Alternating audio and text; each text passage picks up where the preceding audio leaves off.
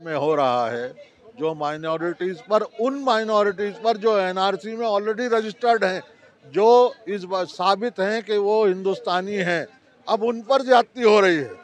NRC में तो जो करना था वो सरकार कर रही है और चल रहा है, मगर जो लोग भारतीय हैं उन भारतीयों को उनकी ज़मीनों से उखाड़ा जा रहा है।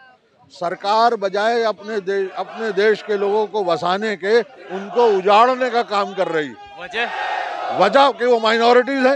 ये बीजेपी सरकार की ये पॉलिसी है शुरू से, चाहे आसाम में हो चाहे सेंटर में हो, कि इस देश में माइनॉरिटीज को पनपने नहीं देना, मुसलमानों, हिंदू और मुसलमानों की नफरत बढ़ाकर वोट पोलराइज करना है। और इसका सीधा डायरेक्ट ताल्लुक यूपी के इलेक्शन से भी है। ये सारी चीजें इसी वजह से हो रही। 10 साल मनमोहन सिंह प्रधानमंत्री रहे, आसाम से ही राज्यसभा के सदस्य भी थे। आपको लगता नहीं कि कांग्रेस ने भी ईमानदारी से काम नहीं किया, जो बीमारी रह गई?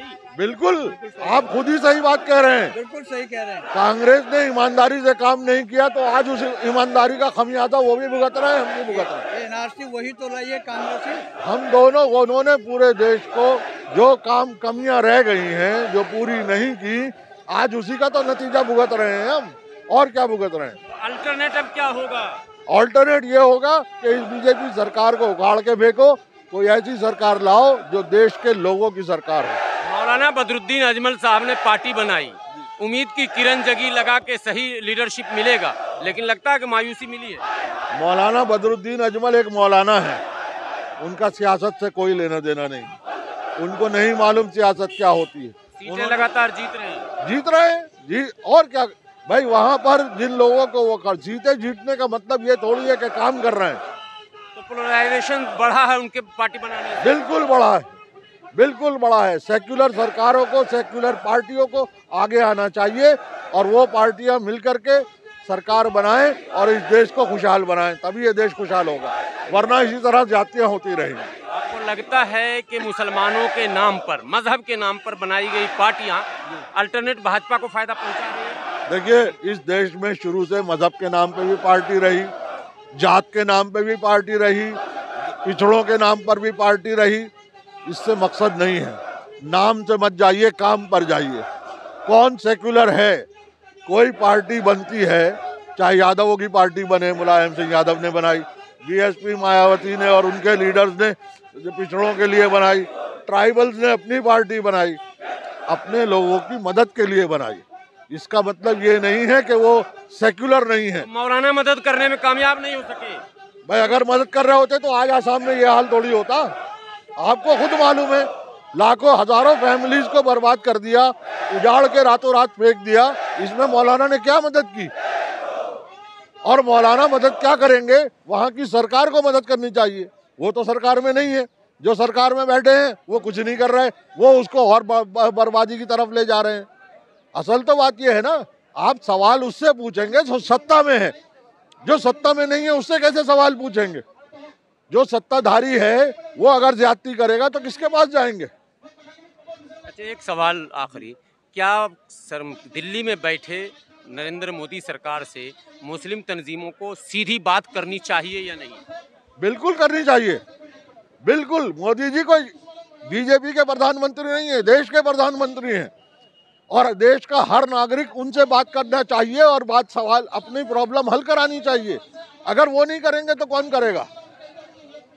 7 साल प्लस हो चुके हैं, 8वें साल में प्रवेश हुआ, एक भी मुस्लिम तंजीमों ने मुस्लिम मुद्दे पर प्रधानमंत्री से मुलाकात नहीं की है। ऐसा नहीं है, बहुत सारी तंजीमों ने की है, हमने की है, हमारी तंजीम ने की है, इंडियन यूनियन मुस्लिम लीग ने रिप्रेजेंटेटिव प्रधानमंत्री जी से। जी, प्रधानमंत्री जी से पार्लियामेंट में भी सवाल उठाए हैं, पार्लियामेंट के बाहर भी सवाल उठाए हैं, जब जब मौका मिला है। नहीं, बाहर तो लोग सियासत कर रहे हैं, लेकिन सीधी बात नहीं। हमारे चारों एमपी पार्लियामेंट के अंदर मोदी जी से सवाल करते रहे हैं, बात करते रहे हैं, हमारे 4, और उसके बावजूद भी कोई नतीजा नहीं निकल रहा। तो हम क्या करें? हमारे पास सड़क पे आने के अलावा कोई चारा है?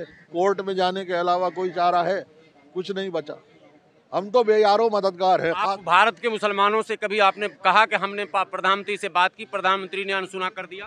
क्यों नहीं कहा? हर बात, जो भी बात होती है कोई पर्दे के पीछे थोड़ी होती है।